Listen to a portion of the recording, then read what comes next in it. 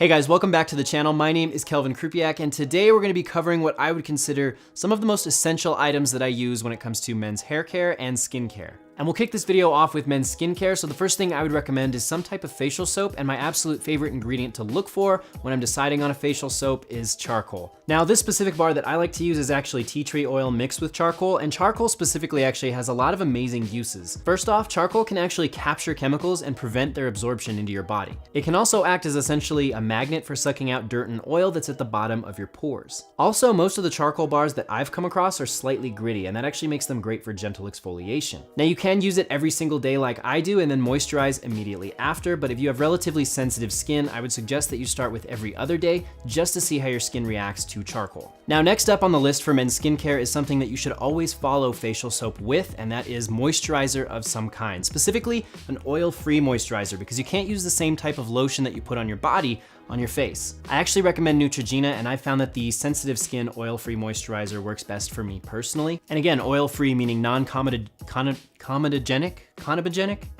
Comedogenic. I think I'm saying that right. That means it's not gonna clog your pores. I also wish I was aware of this type of moisturizer in high school, because moisturizing effectively actually can help control the level of oil that your body is putting out. Your body's pumping out extra oil to try and keep that face hydrated and moisturized. But the downside to that is oil actually captures and holds on to things like dirt, and that's when your pores get clogged, and that's when you see more acne buildup. So proper moisturizer can actually help reduce acne because it reduces the amount of oil that your body feels it needs to produce. Now, I actually have two different types of moisturizer. I have the regular sensitive skin that I like to use later in the evening when I go to bed, and then I also have one that's oil-free, but it also has SPF. In addition to moisturizing your skin, you also need to make sure you're protecting yourself from the sun, because when you get older, you don't want to look like a leather glove.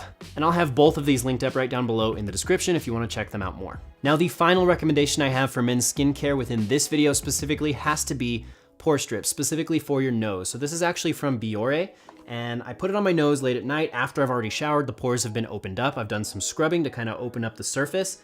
And then these actually pull out a lot of those blackheads, and you don't want blackheads just chilling out in your nose, especially if you're going out on a date. If you're gonna be up close and personal with anybody, take care of those blackheads on your nose, please. I try to use them 1 to 2 times a week just to keep a good handle on the oil and dirt buildup that generally happens right around your nose. Now let's move on to men's hair care, and the first thing on the list is a water-soluble hair product. If you're not using a water-soluble product, there's going to be product buildup, which makes it necessary for you to shampoo every single day to get that product out, and you don't want to shampoo every day because then you're going to be drying out your hair. So take time to inspect the ingredients of the product that you're using, and also check the back of the product itself so you can find the term water soluble. You want to make sure this product is washing out with relative ease. Now, like I said, you shouldn't be shampooing every single day, but on the days where you are shampooing, you do want to make sure you're using a product that is sulfate free. Now, understandably, it's gonna be almost impossible to find a hair product that eliminates all chemicals entirely, but I do have 3 that I always try to avoid with my shampoos. The biggest one obviously being sulfate. The second chemical that I try to avoid at all costs is propylene glycol, and the reason is it's been classified as a skin irritant,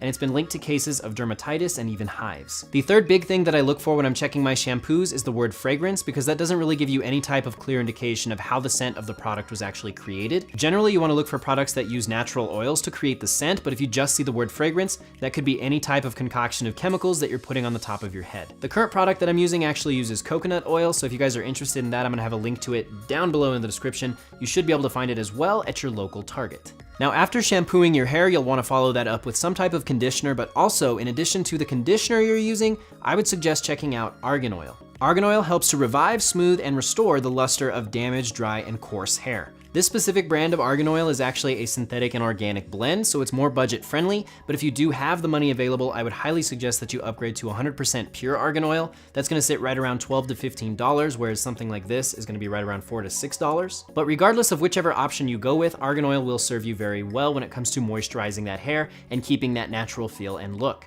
Also, it's important that you apply argan oil to already clean hair. Don't go 2 days without shampooing and have a buildup of natural oil and then throw argan oil into the mix. That's just gonna be way too much oil for your hair to handle. Now, once you've cleaned your hair, you've used your argan oil to help moisturize and maintain that natural look, it's time to introduce that water-soluble product and then style with a vented brush. Now, a vent brush, just as the name implies, does have vents in the actual brush itself. That allows the air to actually travel through the brush. Now, these brushes are designed to help the hair dry quickly when they are incidentally paired with the last item on this list, a blow dryer. So the combination of a vent brush and a blow dryer is gonna give you so much flexibility when it comes to how you're styling your hair and how you're maintaining your hair. Now, if you guys wanna see something a little more in depth when it comes to how I'm actually using a vent brush and a hair dryer to style my hair, I have a video like that on the channel. I will link to that at the end of this video, as well as down below in the description. And there you have it, guys. Thank you so much for watching. I hope you guys found this video helpful. If you did, leave a like right down below and subscribe to the channel.